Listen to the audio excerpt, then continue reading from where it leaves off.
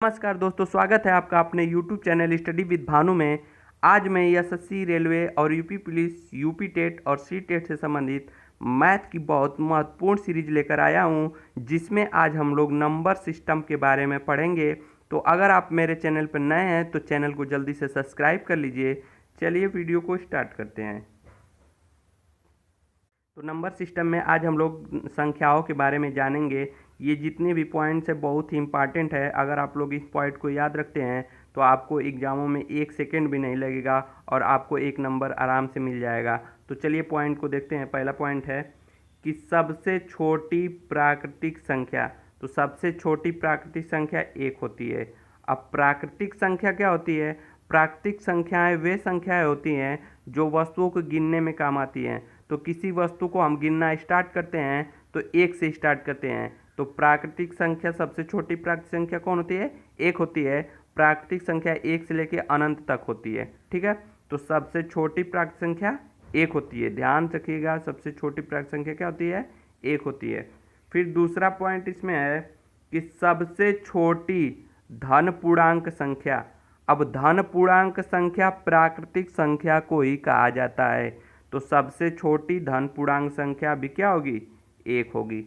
सबसे छोटी धन पूर्णांक संख्या 1 होगी। अगला देखते हैं। अगला है सबसे छोटी पूर्ण संख्या।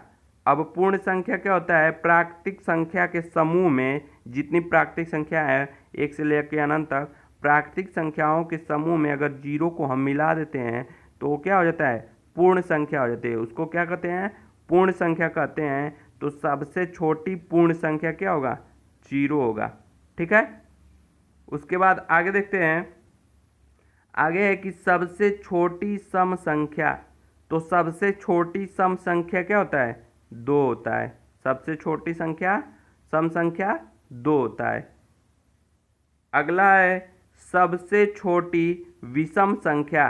तो सबसे छोटी विषम संख्या क्या होता है? 1 होता है। सबसे छोटी विषम संख्या 1 होता है। अगला है सबसे छोटी अभाज्य संख्या। सबसे छोटी अभाज्य संख्या क्या होता है? 2 होता है। अब अभाज्य संख्या क्या होता है? वे संख्या है जो 1 और अपने अलावा किसी अन्य संख्या से नहीं कटती हैं, उसे अभाज्य संख्या कहते हैं। तो सबसे छोटी अभाज्य संख्या 2 होता है। ध्यान रखिएगा, इस पॉइंट को याद कर लीजिएगा, क्योंकि एग्जाम में बहुत बार आता है।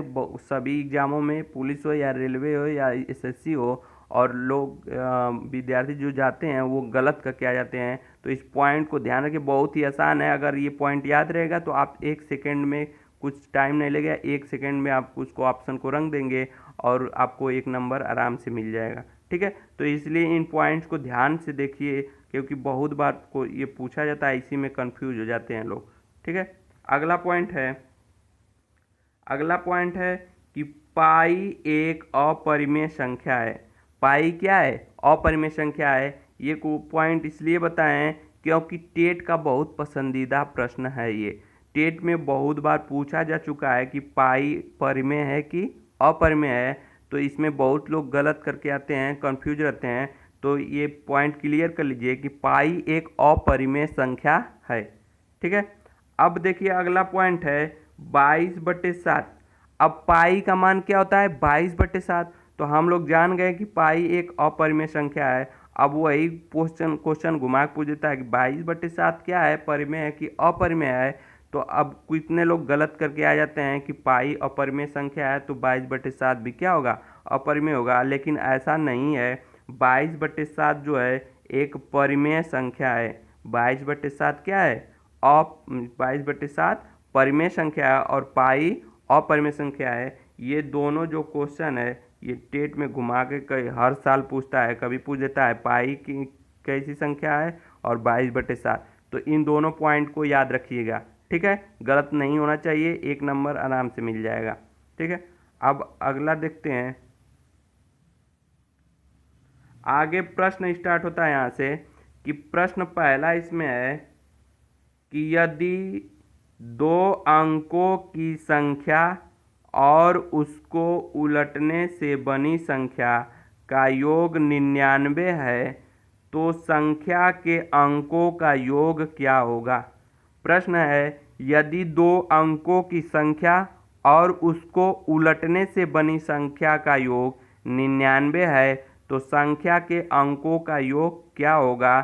तो ऐसे प्रश्न करने के लिए मात्र 2 सेकंड लगता है अगर आप इस ट्रिक का यूज करेंगे।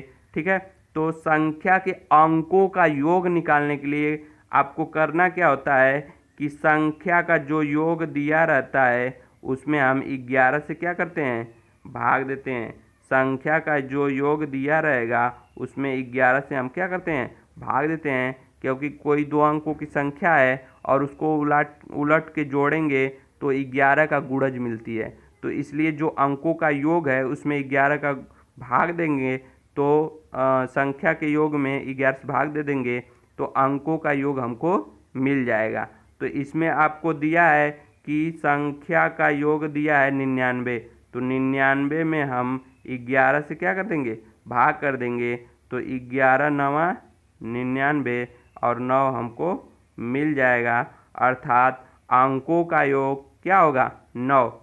अब मान लीजिए संख्या, मान लीजिए कोई 2 अंकों की संख्या मान लीजिए अब उनके अंकों का योग 9 होना चाहिए। जैसे हम मान लेते हैं 4 और 5, इनके अंकों का योग क्या है, 9 होगा।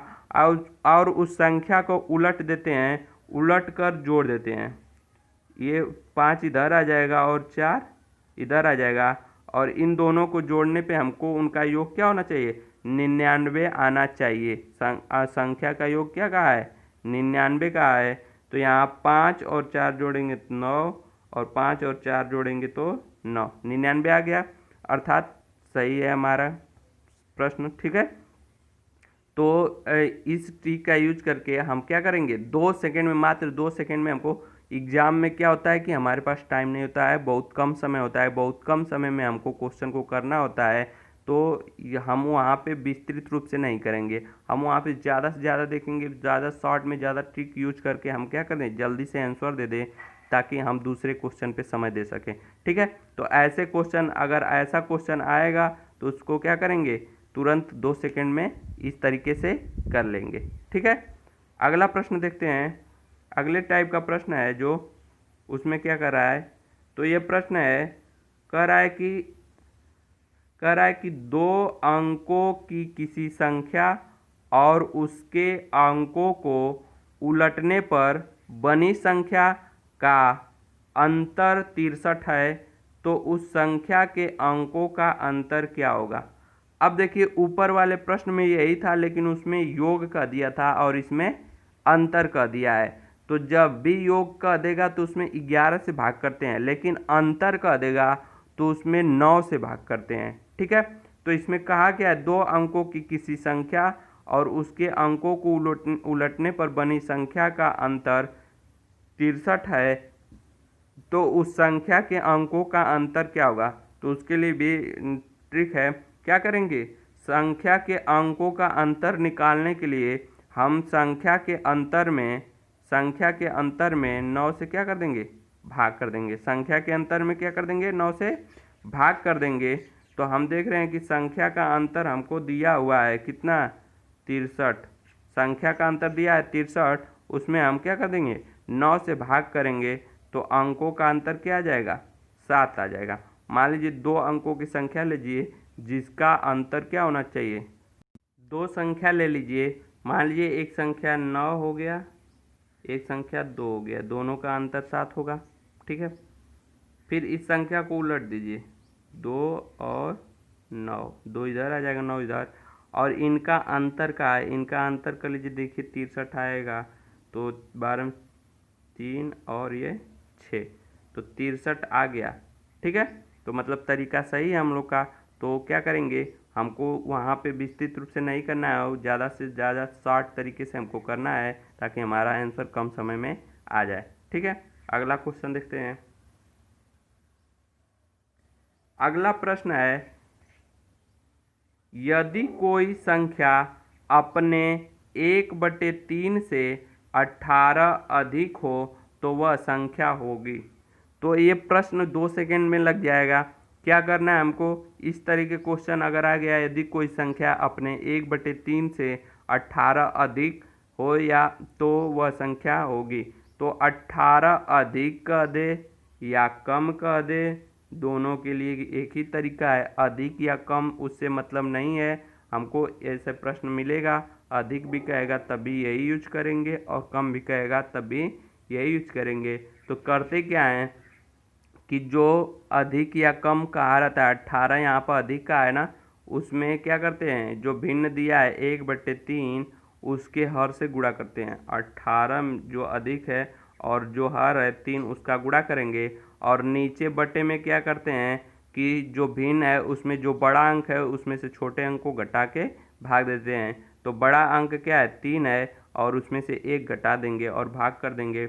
तो 18 और 3 का गुणा कर देंगे तो 54 हो जाएगा, और नीचे 3 में से 1 घटा देंगे तो 2 आ जाएगा। अब 54 में 2 से भाग करेंगे तो हमारा क्या आ जाएगा, 27 आ जाएगा। बहुत ही आसान तरीका है। अगर इसको यक्स मान के भी लगा सकते हैं लेकिन उसमें बहुत समय लग जाएगा, इसलिए ये बहुत आसान तरीका है। इससे 2 सेकंड में आपका आंसर आ जाएगा। अगर यक्स मान के लगाएंगे तो बहुत ज़्यादा समय लगेगा, तो आपका जल्दी टाइम ख़त्म हो जाएगा। इसलिए आप क्या करें, बहुत ही आसान तरीका यूज करें। ठीक है, अगला प्रश्न देखते हैं। अगला प्रश्न है, यदि किसी संख्या को 9/8 से गुणा करने को कहा गया परंतु उस संख्या को 9/8 से भाग दे दिया गया, जिससे प्राप्त वास्तविक परिणाम से 17 कम प्राप्त होता है, वह संख्या बताइए।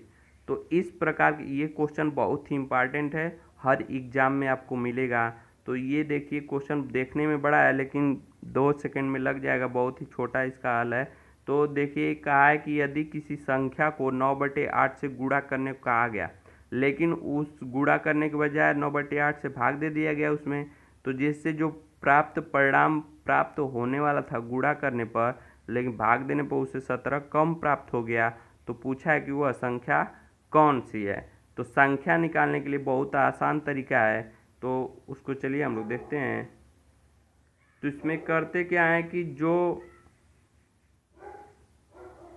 कहा गया है कि 9/8 से गुणा करने को कहा गया लेकिन 9/8 से भाग दे दिया, तो जो भिन्न है 9/8, ठीक, उसको क्या करते हैं, अंश और हर का क्या करते हैं, गुणा। अंश 9 है, हर 8 है, दोनों का गुणा कर लेंगे। और नीचे क्या करते हैं कि जो बड़ा है दोनों में से अंश और हर में से उसका स्क्वायर कर लेंगे, और माइनस छोटे अंक का स्क्वायर कर लेंगे। ठीक है, और गुणे में क्या करेंगे, जो अधिक या कम प्राप्त होता रहेगा वास्तविक परिणाम से उसको गुणे में कर लेंगे। अधिक भी प्राप्त हो सकता है और कम भी, तो उसे मतलब नहीं है, अधिक भी रहेगा तब भी यहाँ गुणा करेंगे और कम भी रहेगा तब भी उसका गुणा करेंगे। तो 17 कम प्राप्त होता है तो 17 गुणे में कर देंगे। बाकी अंश और हर का जो भिन्न है उसके अंश और हर का ऊपर गुणा कर देंगे और नीचे उसके वर्गों का अंतर कर देंगे। तो ऊपर 9 और 8 का गुणा कर देंगे, नीचे 9 का स्क्वायर 81, 8 का स्क्वायर 64, 9 का स्क्वायर 81 और 8 का स्क्वायर 64 हो गया, और गुणे 17।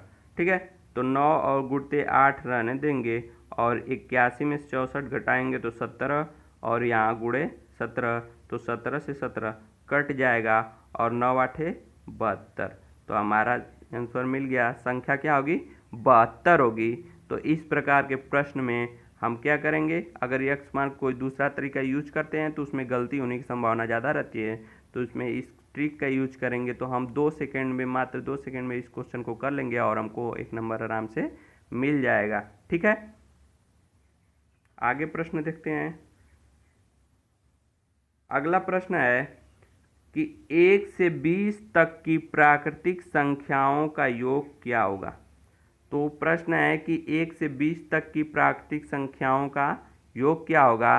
तो हमको एग्जाम में टाइम नहीं रहता है कि हम संख्याओं को बैठ के जोड़ें, 1 से 20 तक की संख्याओं को लिखकर जोड़ें, हमको कम समय में उस क्वेश्चन को करना होता है। तो इसके लिए एक ट्रिक है, कि ट्रिक क्या है कि लगातार n तक की प्राकृतिक संख्याओं का योग।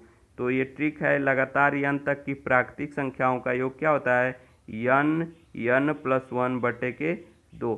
लेकिन इसमें कंडीशन क्या है कि लगातार संख्या होना चाहिए, बीच में छूटनी नहीं चाहिए। 1 से 20 तक की संख्या में क्या होना चाहिए, कह देगा कि 1 से 20 तक की संख्या कहेगा, या तो बीच में छोड़ दे, 2-3 अंक छोड़ देगा, तो ये ट्रिक नहीं यूज कर सकते।